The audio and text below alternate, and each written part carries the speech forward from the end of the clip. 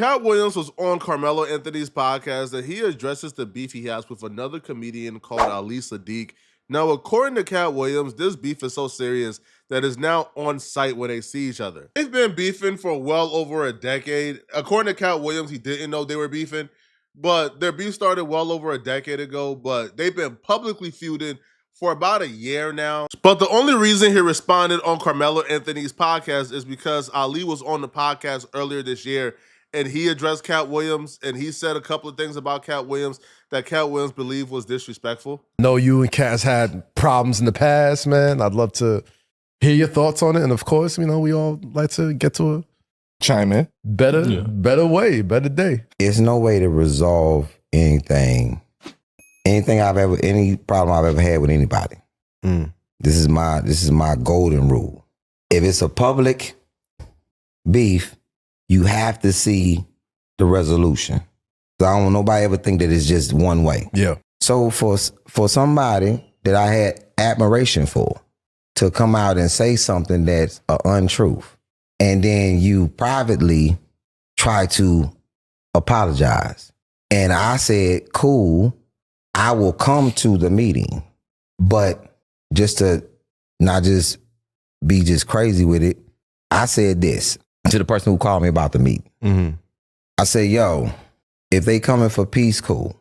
But if they not, you know me and I am who I am. Bro, I'm cool until I'm not. He would say that it was mutually understood that Katt Williams owed him an apology and that Katt Williams thought he owed him an apology because Katt Williams made him out to be a liar because he told a story on Willie D's podcast about how him and Katt Williams' beef started. And when Katt Williams went on Willie D podcast, Katt Williams dismissed it and said he never met the dude. However, after the interview, people were posting pictures of Katt Williams and the dude in the same room.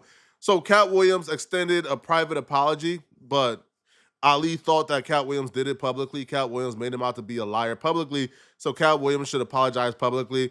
Katt Williams wasn't with it at all. What did Katt do to Ali? What did he do to you, man? So let's go to the story. Let me speed it up. Shreveport. We in Shreveport. The song out is Every Day I'm Hustling. Who made that song? Every Day I'm Hustling. It's Rick Ross. Rick Ross. Okay. You know what I'm saying? So what year is that?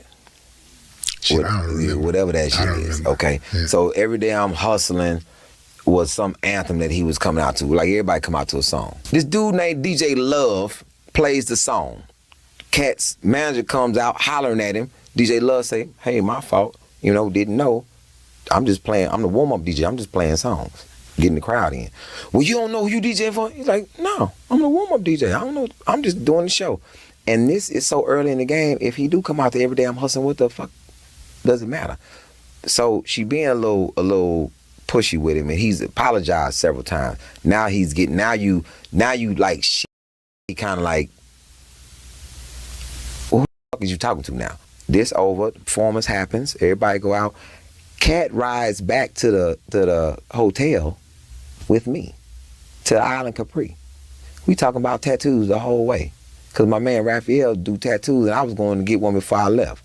Now, years go by, now that's one. Me and Kicking in. Years go by. We at the Reliant Arena here. 2 shows, it's February, 2 shows, Thursday and Friday. I perform Thursday, Friday I perform. I come out to get this cat named Ghetto. I walk out to get this cat named Ghetto. You probably know Ghetto. Yeah, I know Ghetto. Ghetto will vouch for this story. Yeah. I walk out to get Ghetto. I turn back around. You know how the arena people look in the goddamn yellow shirts. All of them are locked arms standing in front of the door. I'm like, hey, let me slide through y'all. And the lady who was sitting in front of my door, she said, Ali, I can't let you back in the building. I said, what? Ali, I can't let you back in the building. I said, for what? So they don't know what's going on. It's just been a sign. Don't let Ali Steve back in his building. Okay, cool. Katt's security at the time, dude's name is Carl. Carl comes and he talking over the shoulders of the security people. I'm standing outside, me and Ghetto, and I'm like, what the f going on? I'm like, Carl, what's up? He's like, man, Katt, I don't know what the fuck is up, man. Katt don't want you back in the building. I said, what? And he ain't say nothing. But I can see Katt and his wife were talking, like I can see them. And I'm like, motherfuckers up. So this nigga turned his back to me. I think the world want to know what happened between you and Ali Sadiq. I know you said The you world didn't couldn't tell possibly want to know that. know, He's man. not famous enough for the world to want to know that. But if you pick the actual king, then make sure that your story is correct. And unfortunately, his story is not correct. No matter what he says, he never met me. He made it disrespectful that a security guard that was 6'7" reached over him to pay him, not mentioning the fact that he got paid for not doing anything. Well, let's start at the beginning of the Reliant thing. I don't know if I wanna. I'm gonna Go start, ahead. and then Fair enough. but I think for the sake of the audience knowing, just Tell having them an who Ali idea of Sadiq what we're is talking first. about. Ali Sadiq is a comedian from Houston that's based in Houston. Now, Ali said that he went to a Reliant arena and he was on the same show as you. He showed up, and the security stopped him from entering the building. And they said, and then somebody told him Katt didn't want you to come in. And then at some point, somebody else came and gave him a check. Another security person reached over somebody's shoulder and gave him a check. He said that the people that were the working security locked arms to prevent him from walking inside of the building. And he thought that, you had a problem with him. And he said he didn't know why you had a problem with him. And to this day, he don't know why you have a problem with him. That was the. It'd be nice if that was the story. So now, if that's the story, then let me see if I got this correct. A guy I've never met was supposed to be doing a show with me. And I got so angry, even though I hadn't met him, that I had security keep him out of the building. See, that's the problem with lies. They're faulty from their inception, sir. I'm the person in the story that doesn't have a grudge to feel. Afterwards, Katt Williams calling Ali Sadiq a liar was debunked. Everything Ali said was necessarily true.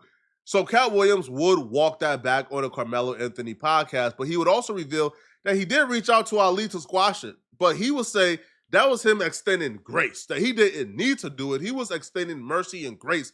And because Ali didn't take it, now it's on site. Now it's up. And Katt will say that he's not somebody that Ali wants to beef with. Ali can't withstand beefing with Katt Williams. Katt Williams will stay adamant that he didn't lie.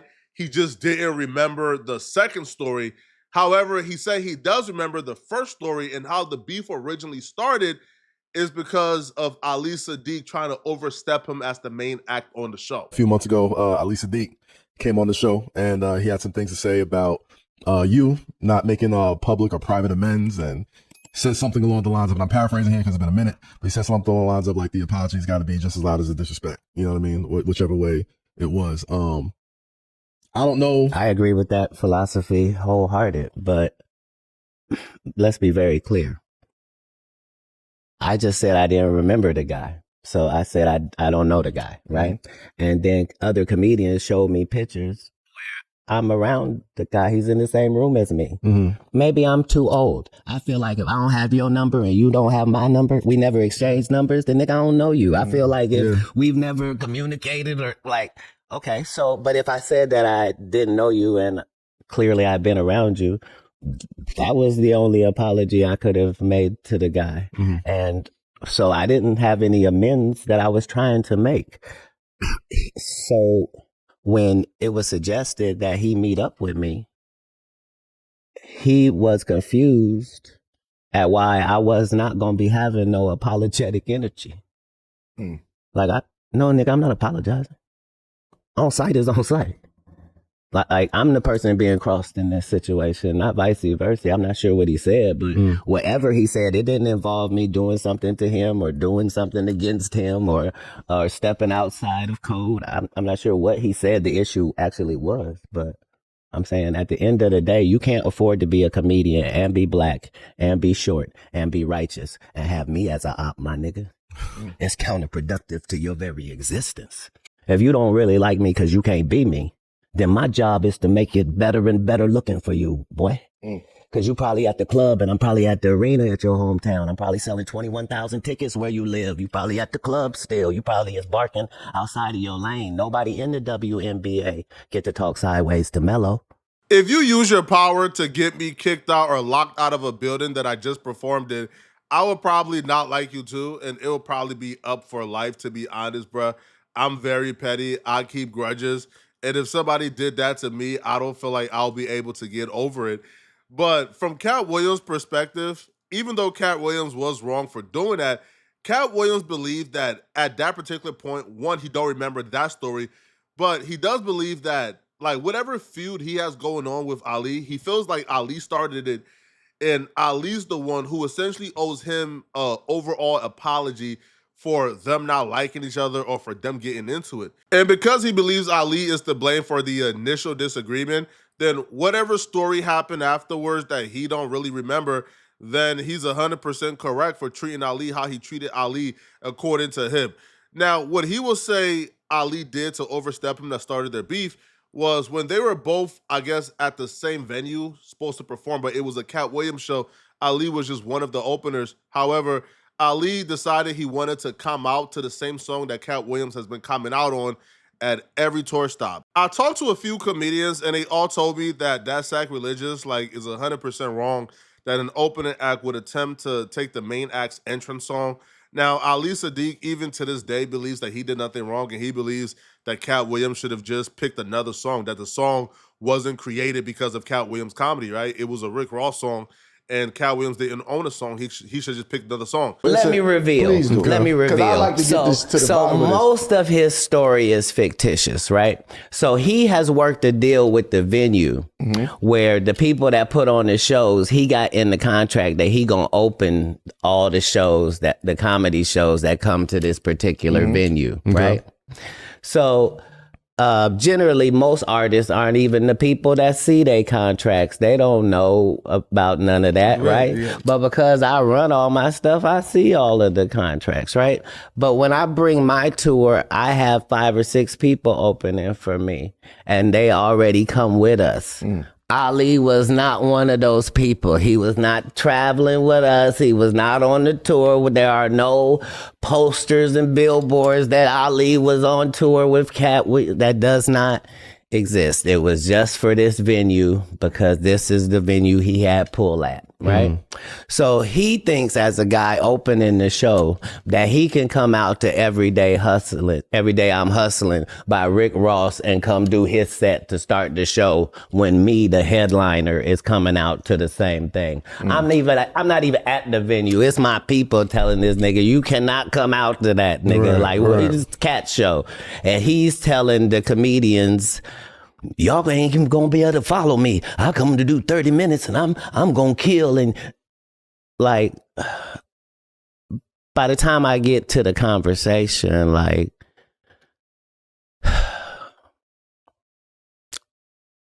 either Ali can perform or I can. You see how that's a no-brainer? Right. But because somebody did book him, maybe this is a money situation. So somebody get this man a check so that he didn't lose any money for coming out. I wouldn't want it to be that type of situation. So no matter how you break this is never me versus him. Like, he was never, like, that's why he can't tell you about any conversation he was having with me and how that's just not possible. Like, I already had the people on the tour that was on the tour already. This is just a stop in Houston. You moving how you moving, and it's coming from 2 different directions. But he's aware of both of those directions. He's not unaware. Ali told Shannon Sharp that when he received the check, he ripped it up because he didn't want it because he felt disrespected. But the story he told was a very similar story. He just believed that whatever song that Katt Williams was being petty over really wasn't worth it, and he feels like he had the right to use that particular song because Katt Williams didn't own the song. But if Katt Williams is the main act, he's the one that's who show it is, he should have priority on what entrance song he wants to use. And if you are well aware that Katt Williams have used this song on multiple shows during his entire tour, I feel like choosing to use that particular song is kind of crazy. But y'all let me know in the comment section, what do you guys think about this, man? Do y'all believe that Katt Williams is in the right, or is Ali in the right? Let me know. And if you're still watching, click on this video here somewhere on my screen. Find out what the message was that 4Extra just sent to his enemies who believed that he was done. He just got dispatched from the hospital, and he's sending a strong warning to anyone who thought he was finished and over. I'm going to see you guys in this video somewhere on my screen. I'm out of here, folks. Peace.